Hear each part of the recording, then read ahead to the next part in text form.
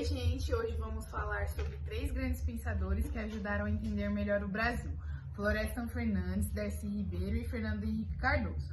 Cada um deles trouxe uma visão diferente. O Florestan mostrou como a escravidão deixou marcas profundas na nossa sociedade. O Darcy destacou a riqueza de mistura de culturas que o formou o povo brasileiro. E o Fernando Henrique explicou como nossa economia ainda depende dos países mais ricos. Vamos conhecer um pouco mais dessas ideias e ver como cada um deles ajudam a entender o Brasil de ontem e de hoje. Bom, eu vou falar um pouquinho sobre o Florestan Fernandes.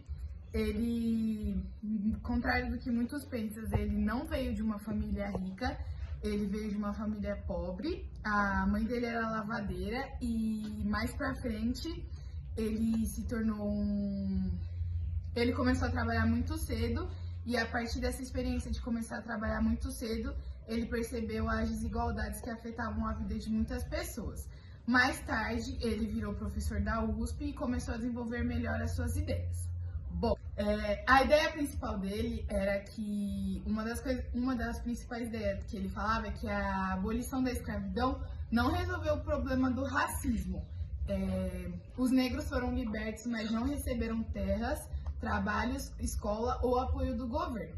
O resultado disso é que os negros ficaram fora das oportunidades, enquanto os brancos continuaram ocupando os lugares de privilégio.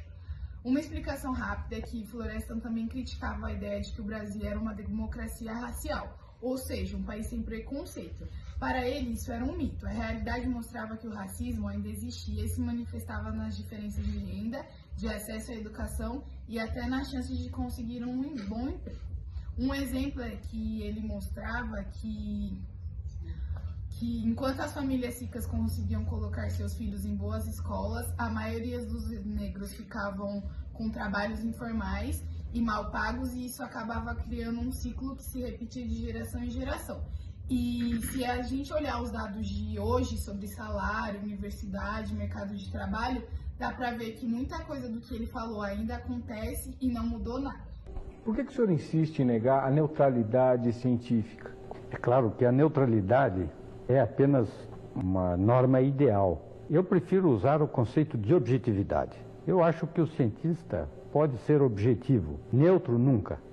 E isso é tão verdadeiro que um cientista liberal, um grande sociólogo, que é respeitado exatamente porque ele é liberal e não representa um risco político para nenhuma universidade, Max Weber, ele falava que a ciência nunca pode ser neutra.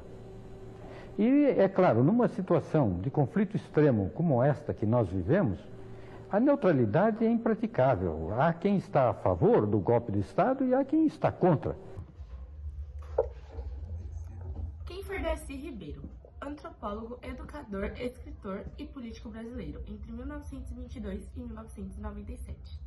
Participou da criação da Universidade de Brasília e lutou pela educação pública de qualidade. Tinha uma visão otimista e acreditava que o Brasil tinha um destino especial no mundo, por causa da sua formação cultural única.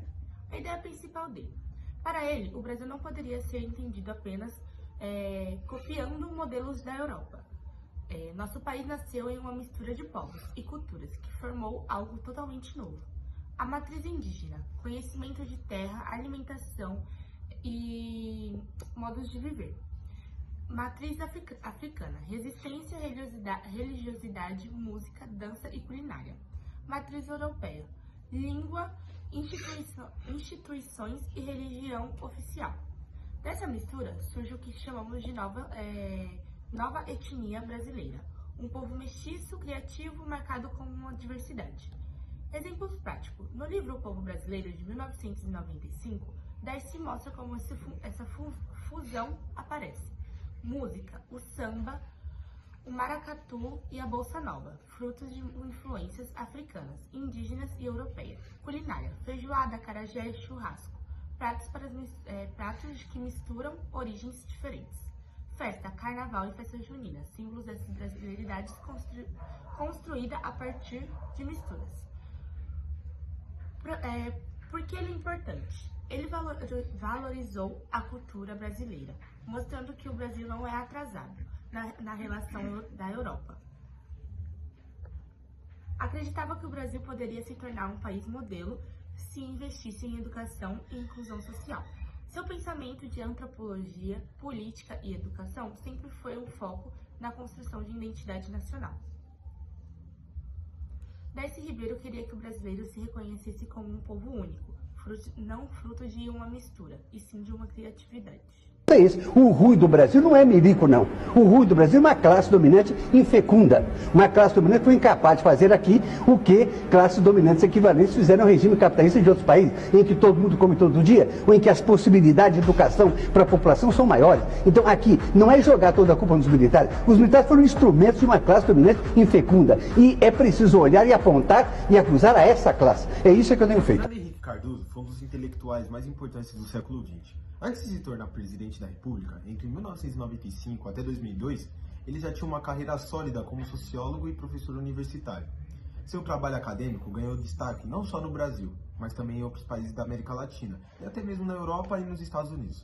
Bom, um dos maiores legados do FHC, que é a sigla do seu nome, no campo intelectual foi a teoria da dependência, ou seja, ela foi desenvolvida em parceria com outros estudiosos latino-americanos. Essa teoria surgiu como uma crítica às ideias econômicas tradicionais, que afirmavam que os países pobres, com o tempo, naturalmente se desenvolveriam seguindo o caminho dos países ricos. Fernando Henrique e seus colegas argumentaram que a realidade era bem diferente. Segundo ele, o desenvolvimento e o subdesenvolvimento não são estágios separados, mas sim processos interligados, ou seja, os países ricos se tornam ricos justamente porque os países pobres permanecem em posição de desvantagem. Isso acontece porque as economias da América Latina, mesmo crescendo, estão profundamente ligadas às necessidades e interesses das economias centrais, como os Estados Unidos, Europa e Japão. Na prática, isso significa que quando o Brasil ou outros países da região se industrializa, ainda assim não conseguem romper com a dependência. E grande parte dos lucros gerados pelas empresas acaba sendo enviada para fora, seja porque as matrizes das empresas estão no interior, seja porque o país precisa importar tecnologia, máquinas e equipamentos que não são produzidos internamente. Dessa forma, uma parte importante da riqueza gerada escorre para os países desenvolvidos, ou seja, ela sobra para os países desenvolvidos, ela vai para os países. Bom, e um exemplo é o setor automobilístico. O Brasil tem fábricas e produz carros em grande escala, mas a maior parte das grandes montadoras tem origem estrangeira. Isso faz com que, mesmo produzindo muito, o país continue enviando recursos para fora, pois paga os royalties, tecnologias e equipamentos importados. E assim, o ciclo de dependência se mantém e as desigualdades internas também. Bom, essa reflexão foi fundamental para entender os limites do crescimento econômico da América Latina. O Fernando, ele mostrava que não bastava apenas crescer em números, era preciso repensar o modelo de desenvolvimento para que ele fosse mais autônomo e menos subordinado às economias centrais. E mais tarde, quando entrou na vida política e chegou à presidência, muitos analistas observaram como suas ideias acadêmicas dialogavam com os desafios reais da economia brasileira. Isso mostra como Fernando Henrique Cardoso foi uma figura única, ao mesmo tempo um pensador importante e um político que ocupou o cargo mais alto do país. O mundo mudou muito e vai mudar mais. Então como é que você vai ajustar com essa mobilidade que é dada a capacidade que as pessoas têm de formarem onda elas próprias, independente das estruturas? Isso não está resolvido no mundo, por isso que tem essa crise da democracia representativa. Nós temos isso aqui, que regras serão essas. Como é que isso vai ser expresso? Que tipo de movimento? Será partido? Não será partido? Será liderança? Não será liderança? Nós estamos tateando sobre o que fazer no mundo todo, não é? Só não tem essas dúvidas os países autoritários. China, Rússia, Turquia, aí vai de cima, mas vai dar certo? Bom, agora a conclusão. Florestan Fernandes, ele nos lembra que a história da escravidão deixou marcas profundas na sociedade brasileira. Ele mostra que a desigualdade não é apenas econômica, mas também social e racial, e que a luta por inclusão, educação e direitos ainda é uma tarefa essencial para o nosso país. Darcy Ribeiro nos leva a valorizar a riqueza da cultura do Brasil.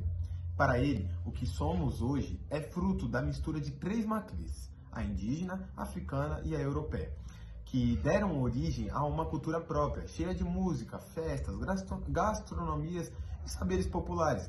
Compreender essa diversidade é fundamental para reconhecer a identidade brasileira e fortalecer a nossa cidadania.